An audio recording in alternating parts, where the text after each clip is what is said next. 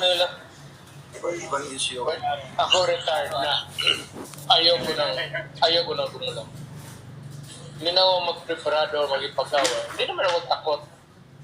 But ayaw ko na kasi tapos na ang panahon na binigay ng Diyos sa akin. I was given the responsibility of the mayor, of being a prosecutor, mayor, president.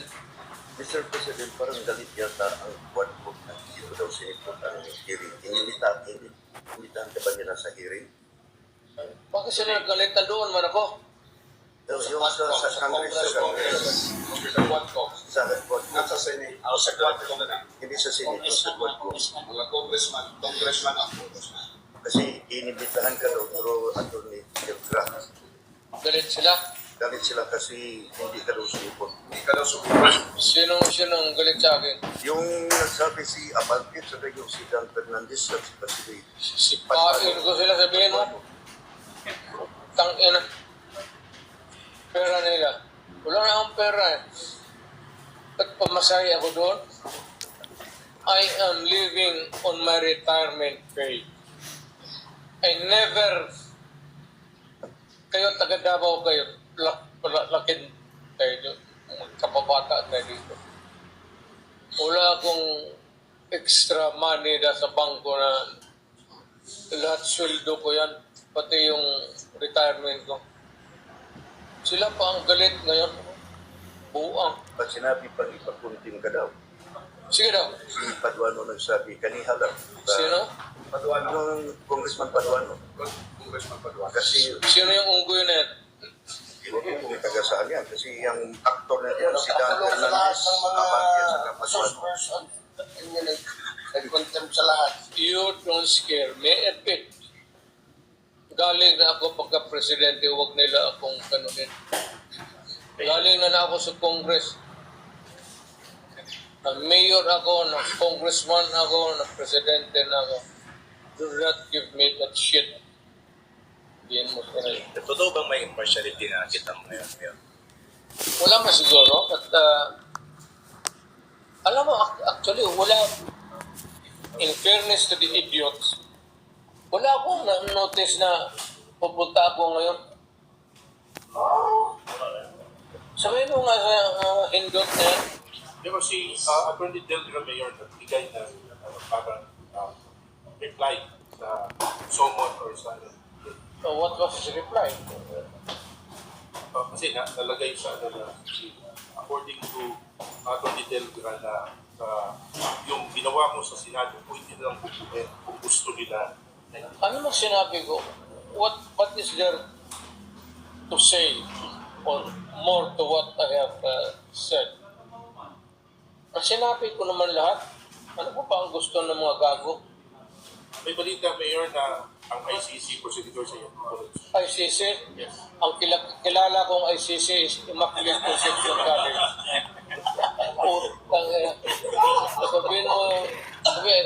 Sabihin mo sa ICC, I'm addressing to the ICC. Pumunta kayo dito, bibitayin ko dyan sa Akasya. Lo nila. Ibang issue. Pwede ba magbigay ang Senate ng transcript ng statement? Yes, they can also They will do that. Well, it's up to them. Are you posing a question or are you informing? They're informing me that they are giving all the giving all the, they will give the transcript out to ICC. It's a possibility. But go ahead. Be my guest. Mr. President, Yes. if in case the Quadcom, Hindi na ako presidente.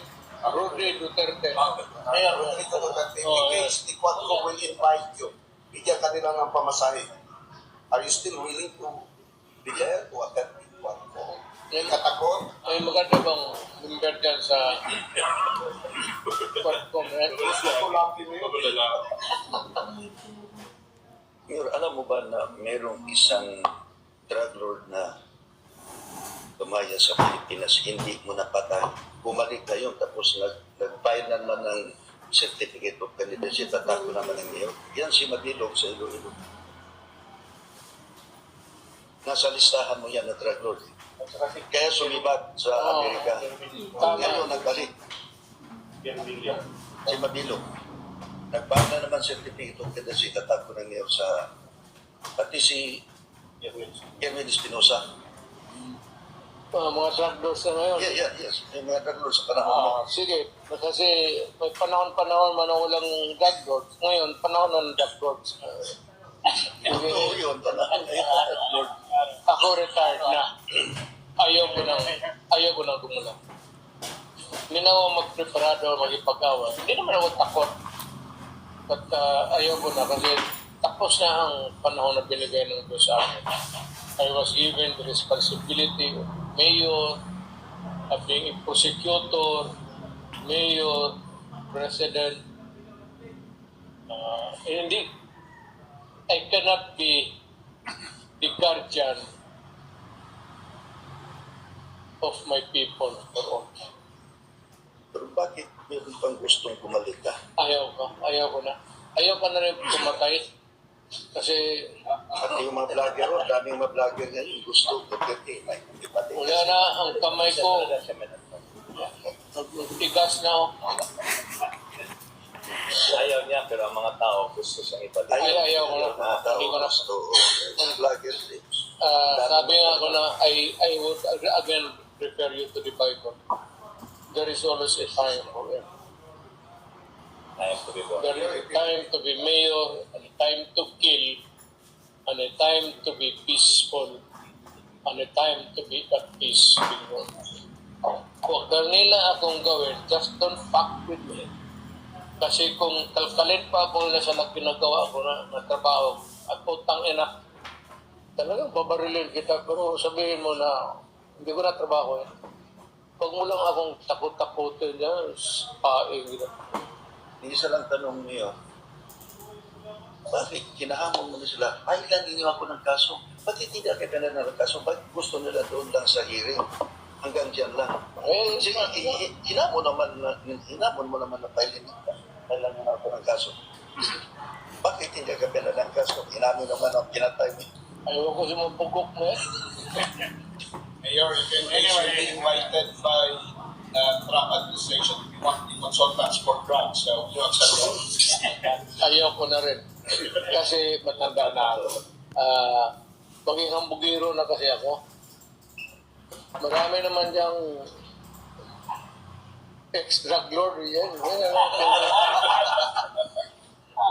Okay. Anyway, final question po ngayon.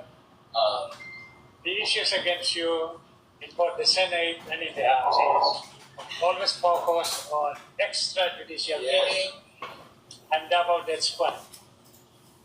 This started during the time when Laila de Lima was still chairman of the Commission on Human Rights in 2009 to be exact. How come, despite the fact that about 20 years had elapsed, hanggang ngayon, wala silang ebidensya na pinakita sa korte o sa publiko.